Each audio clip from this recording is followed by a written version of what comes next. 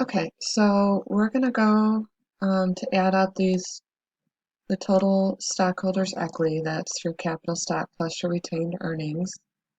So we have 82,500 plus 76,432.20 is 158,932.20.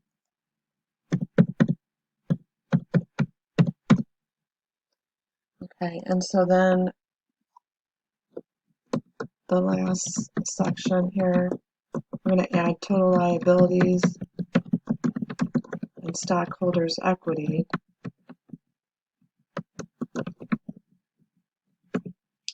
Okay, and the reason this is a double line is because if we look over here, go back, that this number, total liabilities and stockholders' equity, should equal your total assets if you're correct. Okay, so I'm going to go ahead and grade this step so we can take a look at it.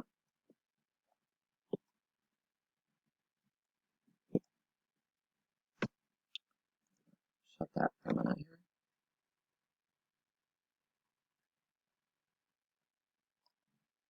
Okay, so your total current assets are here, your total assets are there, and then you would list, you would list all your liabilities. Then your total liabilities would be here, including your current and your long-term. And then this was our total stockholders' equity section. And this, 185,715.40, should equal your total assets if you're correct on a balance sheet.